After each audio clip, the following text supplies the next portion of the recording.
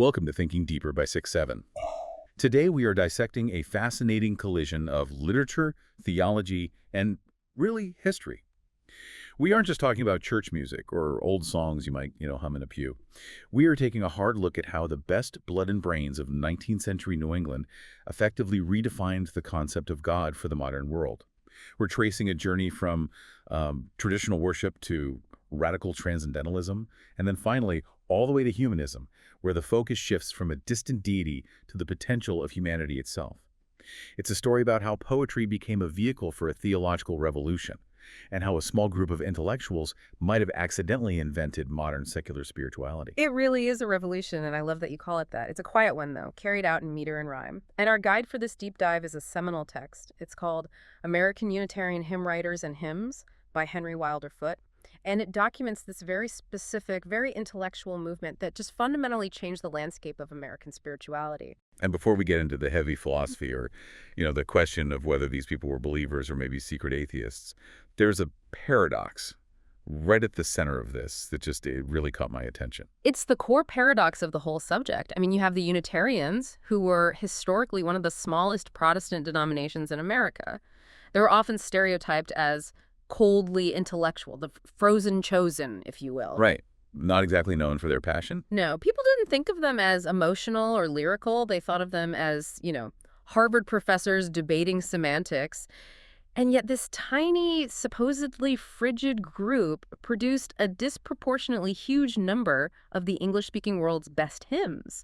They were writing the songs that everyone else, Baptists, Methodists, Episcopalians, they all ended up singing them. So our mission today is to unpack how that happened. How did a group known for their brains over their hearts end up writing the soundtrack for American religion?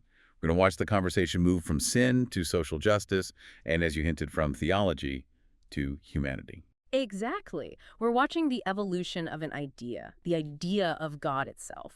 Okay, so let's start with the environment that cooked this whole thing up. The source calls this the Harvard School of Hymnody. But we need to set the stakes here.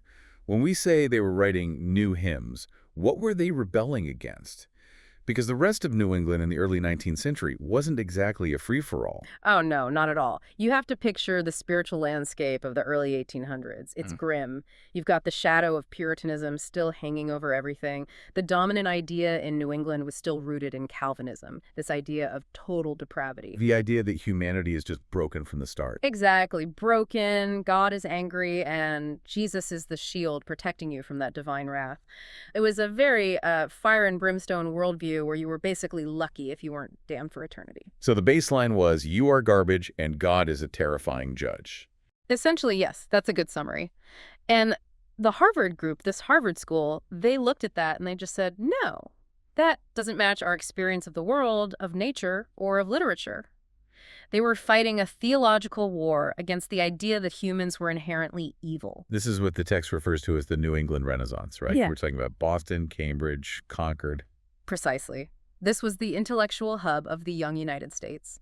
The source material quotes W. Garrett Horder, he was an English hymnologist, who called this environment a nest of singing birds. Which creates a lovely image, but it also sounds incredibly exclusive. This wasn't some kind of grassroots movement, was it? It was the absolute opposite of grassroots. The center of this nest was Harvard College and specifically the Harvard Divinity School. And the text points out that these writers weren't just isolated clergy working in rural parishes. Not at all. They were the cultural elite. They were bound by blood, by education at Harvard, and by these deep social ties. They were cousins, classmates, friends. They were the Brahmins of Boston. So it was an echo chamber, but a productive one. In a creative way, absolutely yes. And crucially, because they were Unitarians, they had freedom from dogmatic control. Unlike writers in more rigid denominations who had to, toe a specific theological line like mentioning the Trinity or the blood of the Lamb in every other verse, the Harvard group had the freedom to experiment. This allowed for what Foote calls fresh lyrical utterances. They weren't just rewriting old psalms, they were trying to articulate a new American faith. And when we look at the names in this nest, these are not obscure figures. We are talking about the heavy hitters of American literature. Oh, absolutely. The source lists them clearly. You've got William Cullen Bryant, Oliver Wendell Holmes, James Russell Lowell, and of course Ralph Waldo Emerson. These are names you see in high school literature textbooks, not just hymnals. It seems like there was a fusion happening here. Literature and religion were merging. Yeah. But was that the goal? Just to make religion more literary? That is the key analysis, yes. The goal of this movement, at least initially, was to improve the literary quality of worship. Before this, a lot of church music was, frankly, doggerel. It was clunky, poorly rhymed, and just aesthetically rough. These men were scholars. They were poets. They wanted to move away from that. They wanted high poetry that matched their high intellectual standards. They believed that if you were going to sing to the divine, you shouldn't be using bad grammar to do it. Okay, let's unpack this evolution of God concept, because Okay. this is where the theology really starts to shift. It didn't start radical, did it? It feels like there was a bridge period. It definitely started with a compromise. If we go back to the late 18th and early 19th century, we find a figure named Jeremy Belknap. He published something called Sacred Poetry in 1795. And what was his goal with that? He was trying to thread a needle, a very difficult needle. He wanted a book that was acceptable to both the liberals, who would eventually become the Unitarians, and the Orthodox believers. He was trying to hold the whole congregational church together. That sounds like a marketing nightmare. You have two groups who fundamentally disagree on who God even is. How do you write a song they both like? You stay vague, or you edit. Belknap tried to create a common ground, but ultimately he failed to bridge the gap. Theologically, you can't really bridge the gap between God is a trinity who demands atonement and God is a benevolent unity just by shuffling some lyrics around. The denomination eventually split. But artistically, you could say Belknap succeeded. He introduced high-quality English hymns, like those of Anne Steele, to America. The tone was still rooted in Christian tradition, but it was definitely moving toward what we now call liberal congregationalism. So Belknap was kind of the gateway drug. But then we hit the mid-19th century, and here's where it gets really interesting. The compromise completely breaks down, and we get the radicals. Enter the Transcendentalists. This is where the New England Renaissance really takes off, and the source highlights two very young divinity students, Samuel Longfellow, who was the brother of the famous poet Henry Wadsworth Longfellow, and Samuel Johnson. The two Samuels. In 1846, while they were still students, they published a collection simply called The Book of Hymns. And this was a turning point, a huge one. They weren't interested in the old metrical psalms. They wanted, and this is their phrase, fresh expressions of their youthful outlook. Youthful outlook in the 1840s usually means we disagree with our parents. In this case, it certainly did. They were heavily influenced by the Transcendentalist movement, and we really need to define that because it changes absolutely everything. Right. So if the old view was God is the king and we are the lowly subjects, what is the Transcendentalist view? Think of the old model as a courtroom. God is the judge, you are the defendant. There's this massive, uncrossable distance between you. Transcendentalism collapses that distance. It turns the courtroom into a forest. Emerson would say that when you walk into the woods, the currents of the universal being circulate through you. You aren't praying to a distant God, you are realizing that you are part of God. So it's a shift from monarchy to mysticism. Exactly. That's a perfect way to put it. The focus shifts from an external, judging king or ruler on a throne, to an indwelling spirit. God becomes the soul of our soul. It's an internal connection. And a great example of their innovation is that they were the first to take the poems of John Greenleaf Whittier, who was a Quaker and a very vocal anti-slavery advocate, and turn them into hymns. That is a big jump. From traditional psalms to anti-slavery Quaker poetry. Why Whittier specifically? Because the Quaker concept of the inner light aligned perfectly with the Transcendentalist idea of the indwelling spirit. And Right. Samuel Johnson's famous hymn, City of God, How Broad, How Far, it just perfectly illustrates this. It represents a move toward a universal religion. The city of God isn't a walled fortress for the chosen few. It's broad, it's far, it encompasses truth wherever it's found. It's a move away from the narrow sect towards something much bigger. I want to pause the heavy theology for just a second because the source material has this incredible story about a U.S. president. I had no idea we had a president who was also a hymn writer. Yes, John Quincy Adams, the 6th president of the United States. And this wasn't just a hobby while he was in office or something? No, this was largely after he retired from the presidency, which is a fascinating image in itself. You have the former leader of the free world sitting down at his desk to write metrical paraphrases of the Psalms. There is this specific anecdote in the source that I love. It's from his journal, June 29th, 1845. It is such a human moment. Adams is in church in Quincy, Massachusetts. The minister, a Dr. Lunt, announces the hymn. And it turns out it's Adams's own version of Psalm 65. Adams writes in his journal that he was moved to an ecstasy of delight. He describes tears literally streaming from his eyes as he heard his own words being sung by the choir. It's so perfectly Boston, isn't it? You have this profound spiritual ecstasy from the Psalms, but it comes with a pretty big side of ego. It does. He says the pleasure weighed more than almost anything in his whole life, but then there's the twist. The typo. The typo. He's in the middle of this ecstasy, crying tears of joy, but his well-trained poet's ear catches a mistake. In the printed hymn book, the line read, "The morning's dawn, the evening's shade," but the choir sang "The Shades of Eve." Which completely ruins the rhyme scheme. It absolutely destroyed his rhyme scheme. Adams calls it an enormous blunder in his journal. He immediately blames the copyist. So you have this perfect mix of transcendent joy and the petty frustration of an author whose work has just been butchered. It tells you everything you need to know about the Unitarian mind. They loved God, but they really, really loved proper grammar. It's the intersection of piety and precision. You can't properly worship if the syntax is off.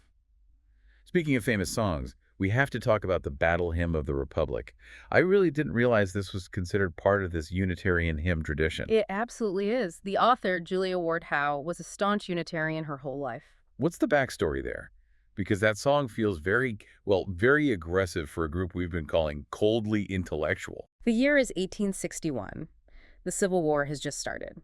She is visiting a Union Army camp near Washington, D.C. The soldiers are marching around and singing John Brown's Body, which was a popular sort of gritty tune about the abolitionists' moldering corpse. A catchy tune, for sure, but maybe not the most dignified lyrics for high society. Exactly. Her minister, the Reverend James Freeman Clarke, was with her on the trip, and he suggested she write worthier words for that very compelling tune. She went back to her hotel that night and wrote, "Mine eyes have seen the glory of the coming of the Lord in the dark, almost in trance." And while we think of it today as a patriotic war song, you're saying it functions as a hymn. It does. It entered the hymn books almost immediately, but look at the theology in it. It blends the fervent, righteous anger of the time, the abolitionist cause, with very high literary quality. It frames the war not just as a political struggle, but as an apocalyptic divine event. He is trampling out the vintage where the grapes of wrath are stored. That is pure Old Testament imagery, but it's being applied to modern American history. It's a very specific kind of Unitarianism that sees God acting through history to create justice. This brings us right back to that central theme, the shifting view of God. We move from the king to the indwelling spirit with the transcendentalists. But as we get into the late 19th and early 20th century, the source describes an even more radical shift. This is where we start colliding with science. This is where we approach the very edge of belief. We're moving from theism to something else entirely. Let's talk about F.L. Hosmer and W.C. Gannett. They seem to be the bridge here. They are. They published a collection together called The Thought of God in Hymns and Poems. And the title itself is significant, The Thought of God. We're getting cerebral again. And scientific. Yes. This is crucial because in 1859, Darwin publishes On the Origin of Species. And this just breaks the world for a lot of people. Suddenly, you don't need a divine watchmaker to explain the watch. And most Christian denominations, they panicked. They either denied the science outright or they lost their faith.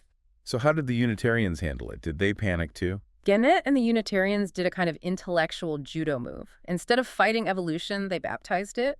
They basically said, evolution isn't the absence of God, it's the method of God. W.C. Gannett wrote a hymn called He Hides Within the Lily. The source identifies this as likely the first hymn in the English language to give a religious interpretation to the controversial doctrine of biological evolution. He hides within the lily. That's a very specific and gentle phrasing. It implies immanence. It's a key theological term. In Orthodox religion, God is the creator who stands outside the system and makes it. In evolution, the process is internal. It unfolds from within. Gannett writes that God hides within the lily. He's the process of unfolding life. So God isn't fighting evolution. God is evolution. Precisely. This just shows the incredible Unitarian willingness to adapt the concept of God to fit modern science. They didn't reject the science to save the theology. They rewrote the theology to wrap itself around the science. This is what we call theistic evolution. God is the force propelling life forward from within. But then we go a step further. We get to John Haynes Holmes in the Social Gospel in the early 20th century. This feels like the moment where that vertical connection to God, whether it's a king or a spirit or a process, it turns horizontal toward other people. That is a perfect way to visualize it. John Haynes Holmes shifts the focus dramatically. Unlike the quiet, nature-focused mysticism of the earlier writers, Holmes wrote what the text calls stirring calls to social justice. What's a prime example of that? His hymn, The Voice of God is Calling, written in 1913. The lyrics are not about praising a God up in heaven. They are about hearing God's voice in the suffering of humanity on earth. The focus is on service to mankind as the highest and maybe the only form of worship. Let me push back on that for a second, though. If worship just becomes helping the poor, haven't we just reinvented secular charity? If I don't need a deity to tell me to feed the hungry, why do I need the hymn? Why do I even need the church? That is the exact cliff edge they walked right up to. And for the next figure the book discusses, a man named Jacob Trapp, the answer was basically that the community and the ritual of affirming those values still mattered, even if the guy in the sky didn't exist anymore. The source mentions Trapp in section 47, and it explicitly uses the word humanist. Yes. It says Trapp's collection, Songs and Readings from 1931, was specifically intended for ministers with humanist leanings.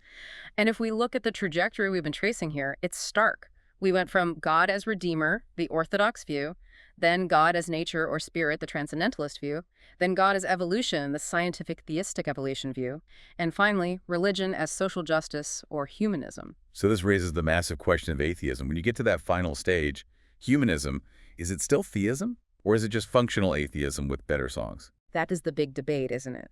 The source text doesn't explicitly debate atheism, but it documents the clear progression toward it. When you define the divine entirely as human interaction, justice, and ethics, you are bordering on a secular or non-theistic worldview.